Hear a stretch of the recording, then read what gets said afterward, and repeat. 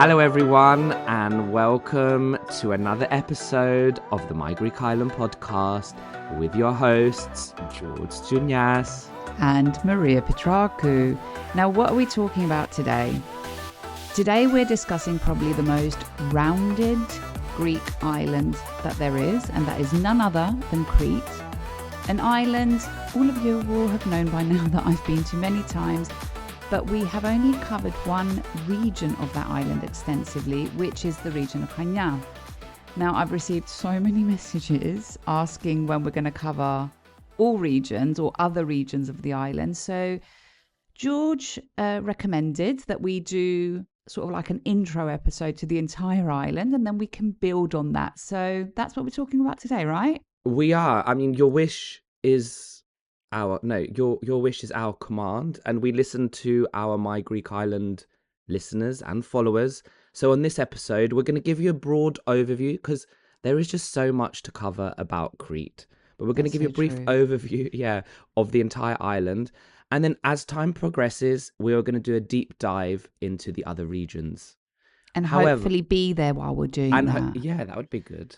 But so as always, before we get into it, if you're not following us on Instagram or TikTok, you need to pause, head over to the gram or TikTok and give us a follow on that handle that you should all know by now, which is at My Greek Island. And we're also now on YouTube, and that handle is slightly different. It's My Greek Island Pod. Exactly. And to support the show, like, subscribe, drop a rating, review, share it with a friend. You can also review us on Google, Trustpilot, wherever you want. That's available as well now. So if you can drop a review, that would be great. Because obviously it does help us reach a wider audience and keep coming back with more content. And if you want even more of our eternal gratitude, then sign up to our Patreon, where you can access ad-free episodes. You can access our closed group on Instagram, exclusive content, and more. Yes. So, without further ado, let's get into today's episode. Hello, and welcome to another episode of the My Greek Island podcast, dedicated to take you, the wanderlust, on a journey through Greece. There are 227 inhabited Greek islands. Which one will you visit next? My Greek Island, with your hosts George and Maria.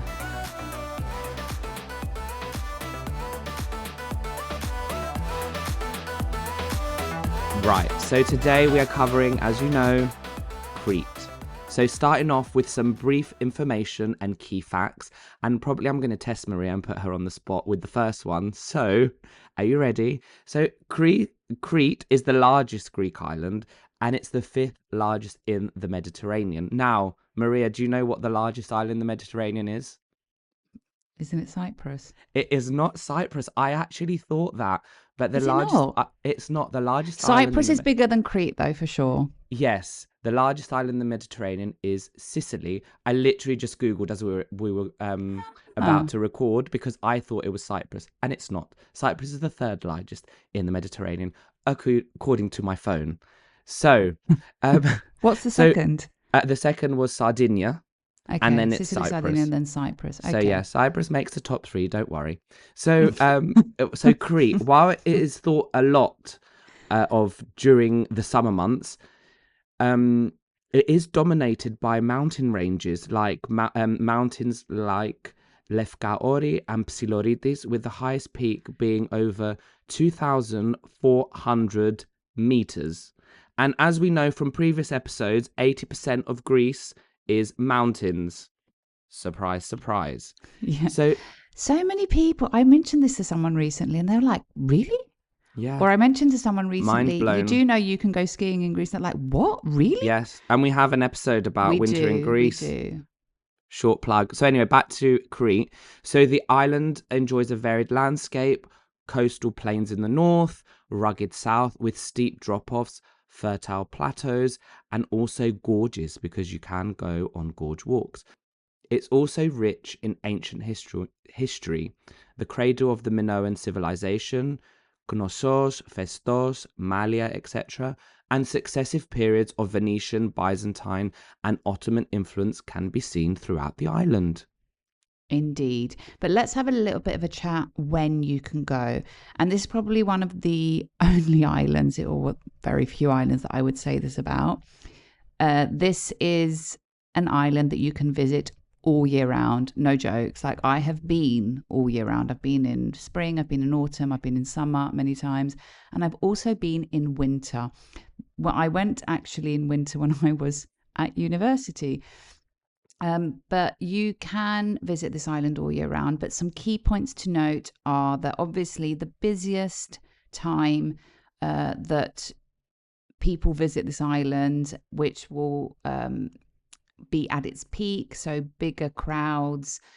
Obviously, more services will be open, hotels, things will be buzzing, the beaches will be busy, tourist sites will be busy, etc. But it's also the hottest period of the year is obviously June to August, with July to August mid-July to mid-August being the most busiest time. But you can visit in late spring, like April to May. You can visit in the early autumn. Early autumn is my favorite, September to October. And during late spring and early autumn, it's not too hot. You can visit the cultural attractions, wineries, go on hikes, etc. Fewer crowds. It's more of a local feel. You can interact more with the locals. In spring, you do have like mild temperatures, and like you've got spring flowers, etc. And then in autumn, which is why it's my favorite, the sea is still warm and you can enjoy beach time. Whereas in spring, the sea is still a bit cold. Now, in winter, it is still great to go. It's especially great for culture, local life, nature, and maybe some snow in the mountains that George spoke about before. Yeah, I mean, I feel like I've seen pictures. Is it in Chania, where at certain times of the year you can be on the beach and you can see like the snow-capped mountains? Literally love that picture, and I would love to. Yeah, there's a specific beach in Chania. Lots of my friends go there.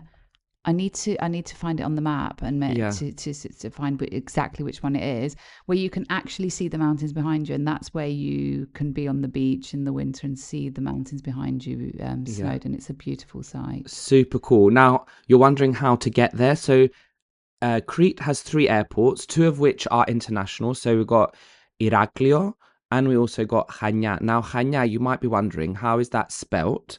And Chania is the one with a CH spelling, which is often seen. A lot of people might say it's Chania, but it's actually Chania. So you learnt it here first. You'll find it written though with an H many times as well, but yes, it is tend to be written with a CH for some reason. I don't know why, and it's the same in Cyprus. The ch sound seems to be written in English with a CH when it's not really a sound like that in English. Like, I always get like the urge when people say I'm going to Chania, and I'm like, oh. You're actually not. Yeah. When they come back, they always know how to pronounce it. And like, I don't want to be that person. I just want to plug something here. So the airport of Iraklio is named after the famous writer and poet Nikos Kazantzakis. And I think we might have mentioned that on a previous episode. Yeah. Where I've actually got, I engraved on one of my rings a quote from one of his, a passage from one of his poems. Yeah. And also there is a domestic airport, which is Sitia, which is in the east. And that has, I mean, if you like, you know, looking at flight paths and stuff, or what flights go where, it has a really interesting sort of domestic, some interesting domestic routes, but really good if you want to combine some islands or some areas of Greece. Now, those are the, 2 international, 1 domestic, but there's also multiple ports with connections from Athens. So either Piraeus or Rafina, and also some other islands, meaning, it's a good for a combination. And I know Maria's going to touch on combination shortly. And there's also internal ferries to smaller coastal villages or remote beaches. So lots of options there. Exactly. Now, how long are we going to this island? I guess the minimum amount of days that you should spend in one region in Crete is probably a week. If you do choose to stay longer, you won't get bored, guaranteed. You can experience more of the island, and you can also possibly even enjoy more slow travel. For example, on the website, you can find an itinerary for the region of Chania, and it is specifically set out for 1 week. And that even just briefly touches the service. So that just gives you an idea of how long you can potentially spend. However, do note that the Chania itinerary on the website has recently been updated. Ooh. So that I sort of added a few things just in case someone wants to explore a bit on outside Chania. So I've added bits and bobs from other regions that you can do easily without overdoing it, but still it's jam-packed. And it's actually one of the best-selling guides that you have, isn't it? It is. Yeah. It really, oh my God, it really sells. I always thought that Santorini would sell more, but no, Chania sells so much. Yeah. So let's have a quick look at how you can combine with nearby islands. I mean, obviously, if you want to, you don't have to combine Crete. You can literally just stay in Crete and combine regions. So, move through the various regions, for example, staying in Chania and then moving east towards Rethymno, Iraklio, etc. You can also visit the islands of Crete, like, for example, Rhodes. Now, Rhodes is the most southern point of Europe. So it's down south, it's in the south of Crete, but it's part of Crete, although it's a separate island. Now, if you want to say, okay, I want to see Crete, but I also want to see other islands, then let's have a look at some that you can do. Now, one which is very, very popular combined with Crete and not always very known. So, for example, George wasn't aware of this. Yeah, my mind's blown. Like when I found out, I was like, really? Yeah. Santorini has ferries to multiple ports in Crete, with the fastest being to Iraklio, under 2 hours. Now, imagine that people staying in Iraklio, I know of many people that visit Santorini as a day trip from Crete. So that's actually quite popular as well. But recently I had a client on the travel consultation which wanted to go to Santorini and was thinking what to combine, and they were going on October. And, if you're going in October, the safest option, especially late October, is probably Crete. So after Santorini, they were going to go to Crete. So just as an FYI, that's a great combo and not many people think about it. And also, Santorini and Crete have domestic and international airports, so you can fly in and out from many destinations, especially in Europe. That's another thing to bear in mind. But let's have a look at a few other islands other than the most popular, which is Santorini. You could combine, for example, with one of mine and George's favorites islands, Karpathos, Kassos, which is right next to Karpathos, and Rhodes. So these 3 islands are in the Dodecanese. They're literally on the east coast of Crete, and super easily combined, and especially with the airport that George mentioned, Sitia. And one more that I'm going to plug, another favourite island of mine and George, which not many people know about, which is very well combined with Crete, but the region of Chania, is Kythera. There is a direct route from the port of Gisamos in Chania to Kythera. So that's another great way. And again, Kythera also has an airport, not an international one, a domestic one, but that's also something to bear in mind. So, for example, a great itinerary in Crete, and maybe something that I should probably prepare as an itinerary for the website, is Athens. Then from Athens, fly to Santorini. From Santorini, take a ferry to Crete, and then, do as much as Crete as possible, and then fly out of Crete. What do you think, George? I mean, there's so much information. I feel anyone that's really interested and thinking like, where do I start? Well, you start with Maria, with the travel consultation. So, there's so many options Yeah, I mean, this one that I just mentioned is one that I can definitely create like a standardized itinerary that people can look into and buy from the website.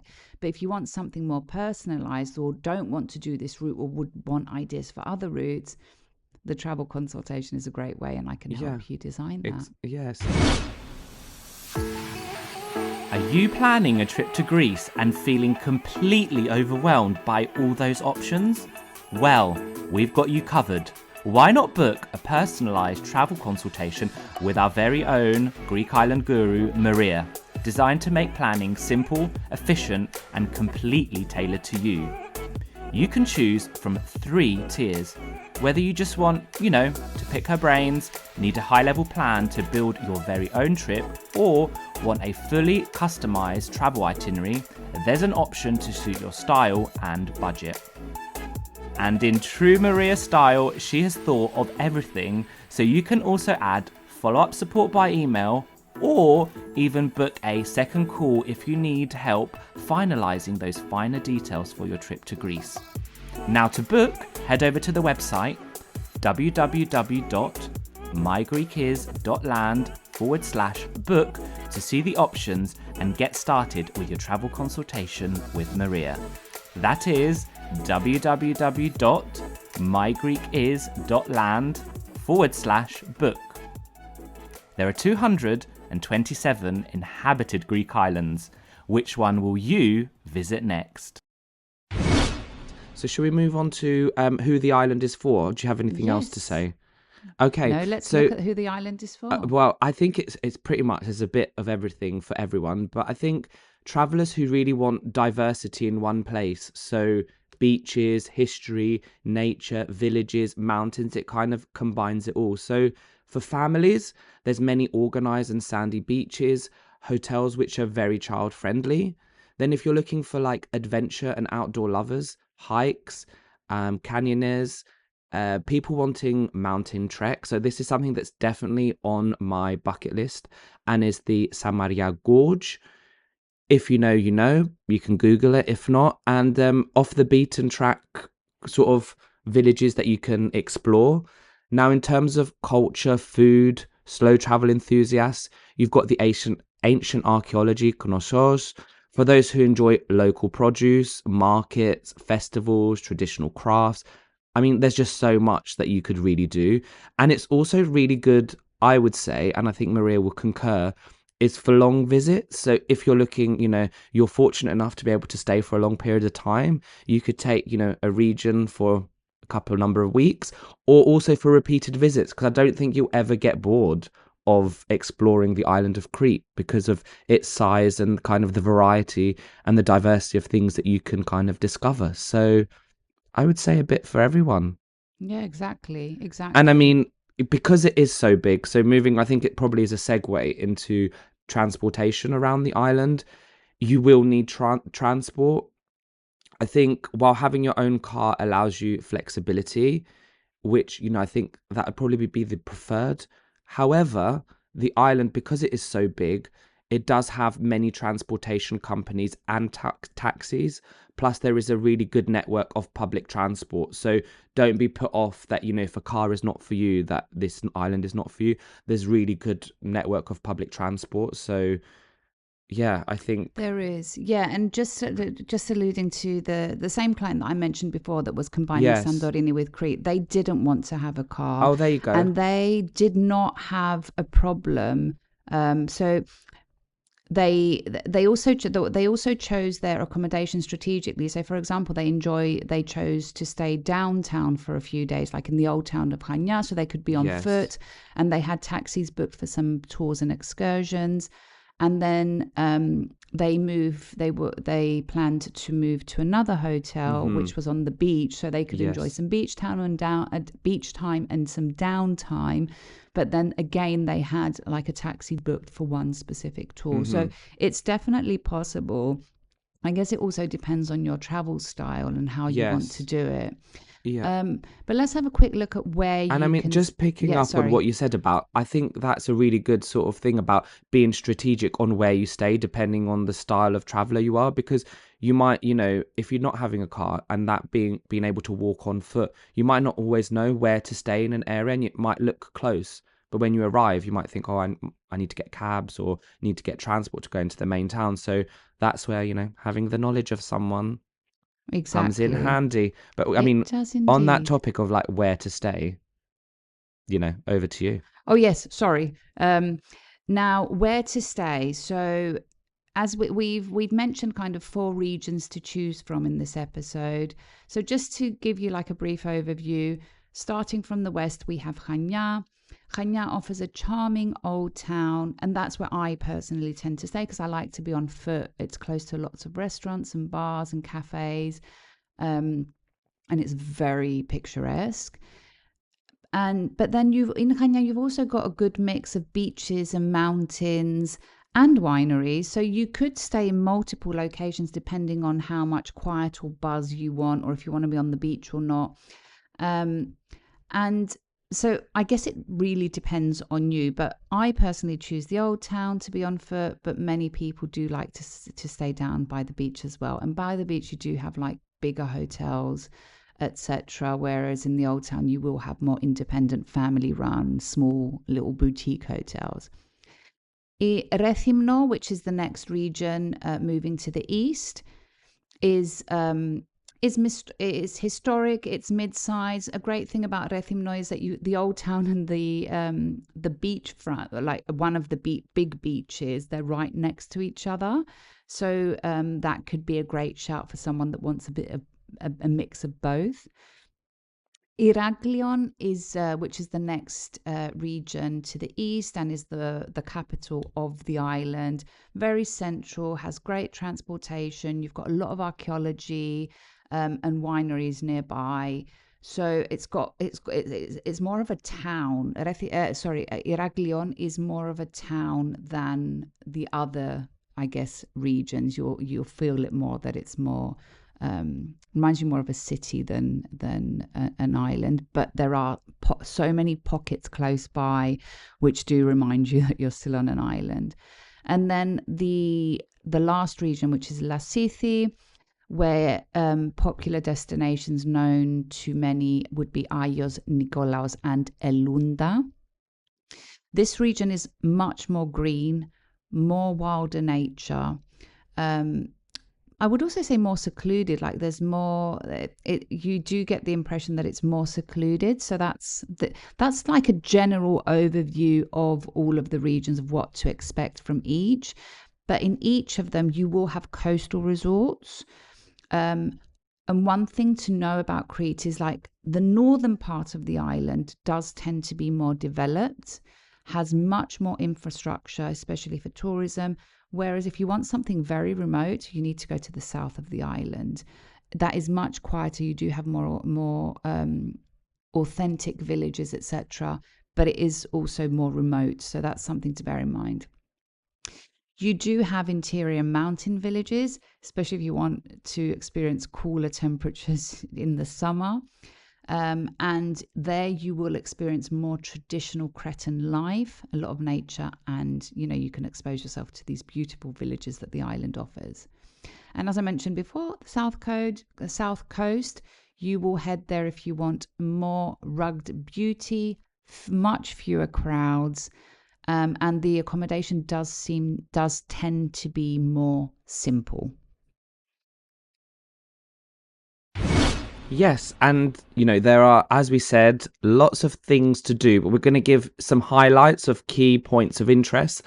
So starting off for people that are interested in history and archaeology, we've got the Minoan palaces, Knossos, Festos, Malia, etc.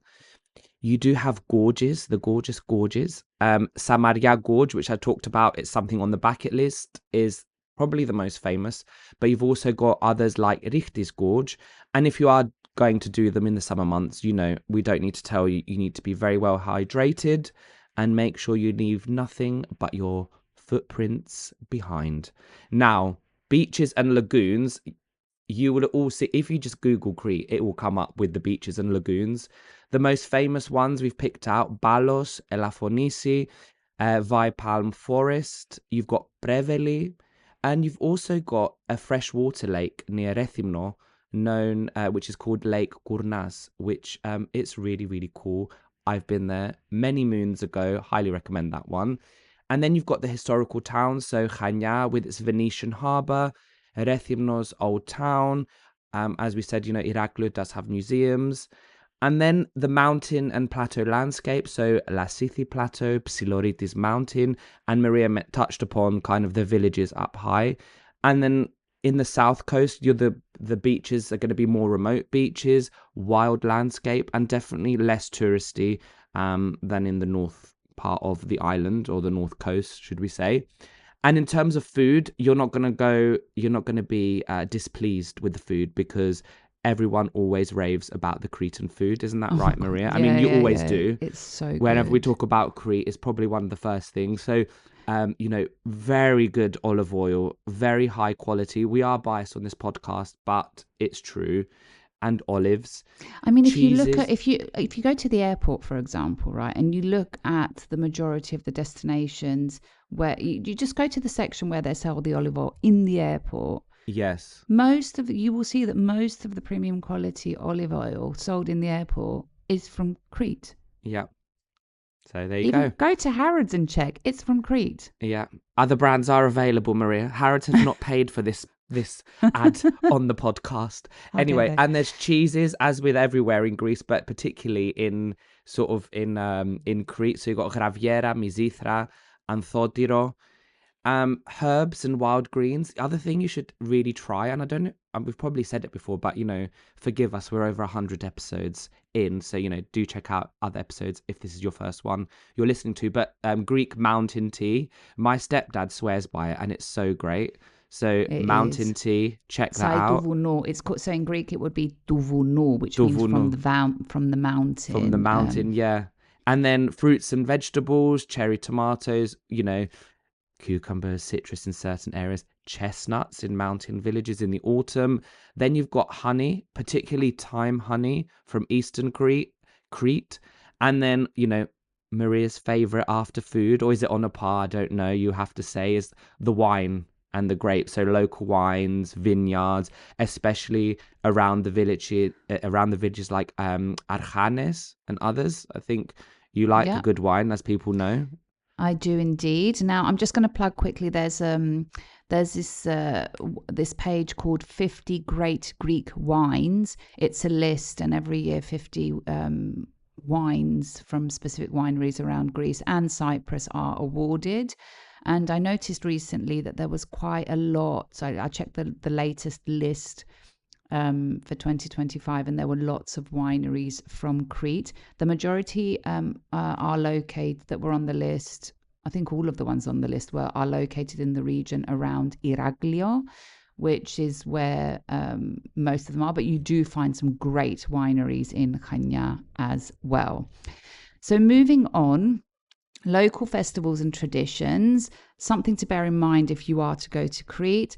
We've mentioned multiple times before, you have panegyria, which are religious festivals, usually throughout the summer, with the most notable being on the 15th of August, where you have the Assumption of Virgin Mary. And that, that's a wide, I guess, a countrywide celebration. Yes. So to bear in mind, you do have wine festivals. You have food-oriented festivals. So, for example, George mentioned before chestnut. You have a chestnut festival in Chania. You have a honey festival in Sidia. You have cultural music festivals. So, for example, you have the Rethymno Renaissance Festival. We have the Chania Film Festival, and there's other cultural events as well. And then, you have folklore dancing. So musical instruments, for example, you have the lira, which is very known, and the Cretan violin. So I don't know if anyone has ever had been invited to like a wedding in Crete. It's amazing. I've been to 2, I think, and they were just amazing. And you have this specific type of singing, which what do we call it? Singing, where you which is called mantinades, which is kind of something between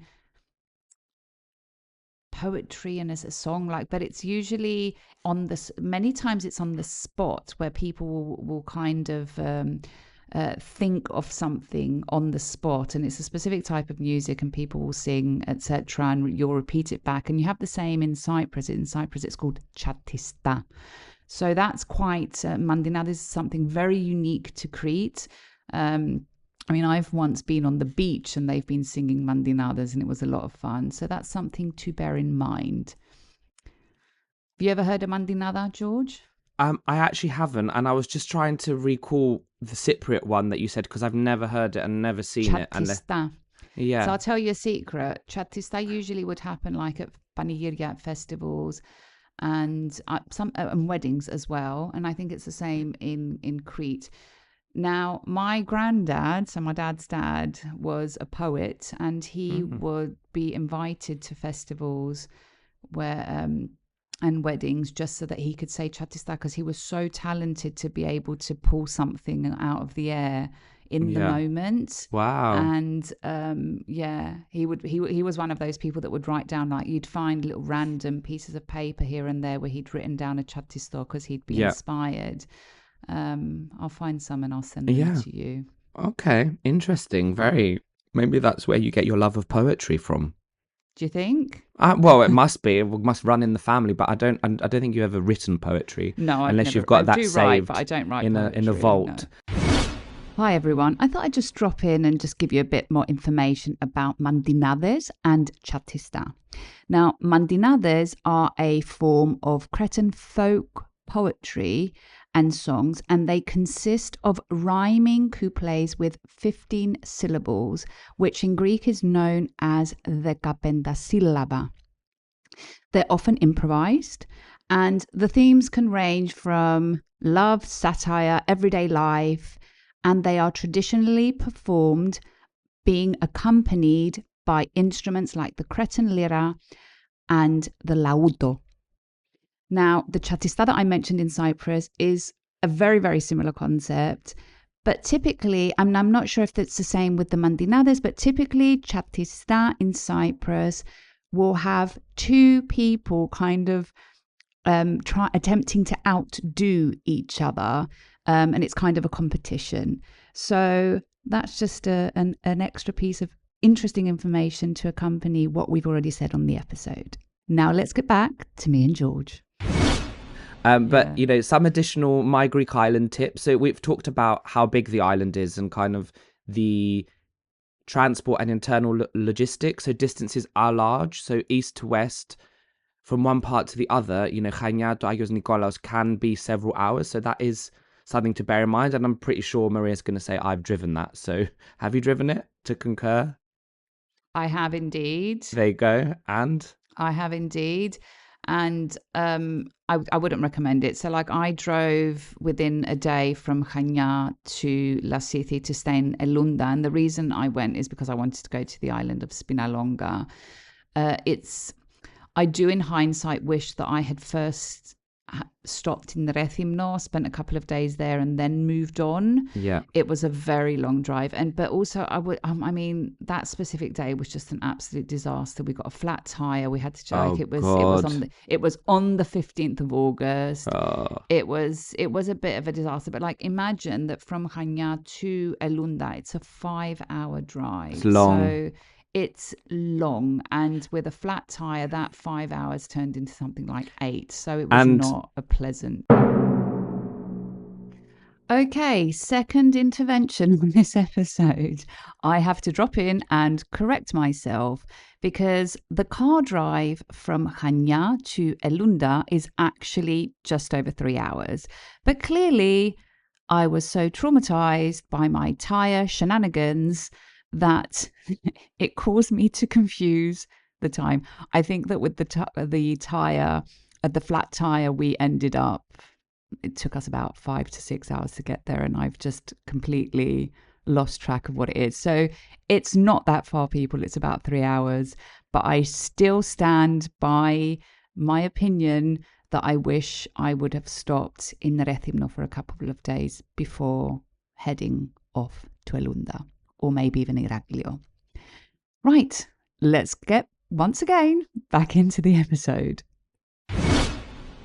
Yes, and for those of you listening thinking Spinalonga might ring a bell, it's from the very famous book The Island by none other than Victoria Hislop. Well, I think that's what put it on the map. It's It not, is. It's not and famous, actually, yeah. a colleague of mine went to an area near there, and I was like, when you go there to this area of Crete, you need to visit the island of Spinalonga. And I would also recommend reading the book while you're there. And then she came back, she was like, wow, I was transported with the book. We've got an episode as well on it, which is worth listening to. Yes. Because I think what's very interesting about Spinalonga is the fact that documentaries were filmed prior to the book, but the documentaries never took off the way that Victoria Hislop's book did.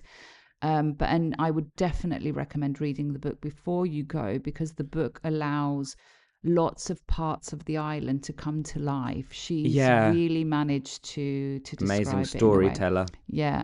Another tip that we're going to mention is the heat and the weather extremes. So summer can get quite hot. So if you're not up for that extreme heat, then maybe prefer late September or early October to avoid not just the heat, but the crowds as well. Yeah. And it also helps with accommodation options. You find more availability and better prices. But that's what I was going to say. And another thing, language and culture. So Crete tends to be slightly more traditional in the many inland south areas. And knowing a few Greek phrases, we've got some Greek basic phrases you can use would be really good, as well as being respectful. And they have also their sort of dialect, don't they? I don't know much, but they do have some certain words, and their accent can be different for those that understand Greek, and it's quite unique.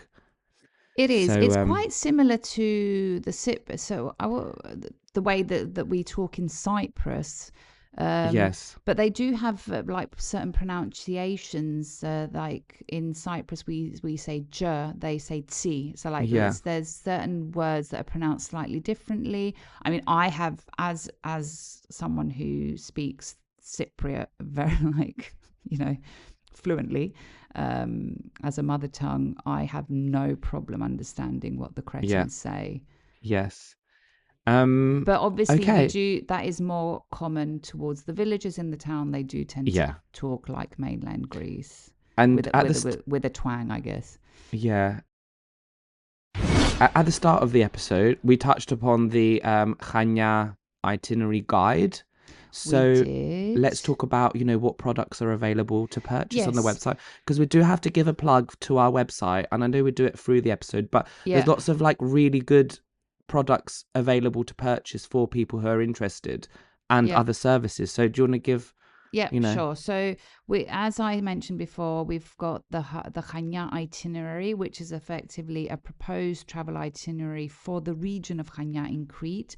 It comes in the form of a mobile-friendly ebook and accompanied by an interactive map. Now, it includes day-by-day itinerary with top activities, practical links, tips, suggestions of things that you can do beyond 7 days. It's got picks. It's got the exclusive insider map, which has all of the top picks, but also pins all of the things that are mentioned during the itinerary. It's got some handy cheat sheets that might help you navigate through the destination as a local, suggested combinations, etc.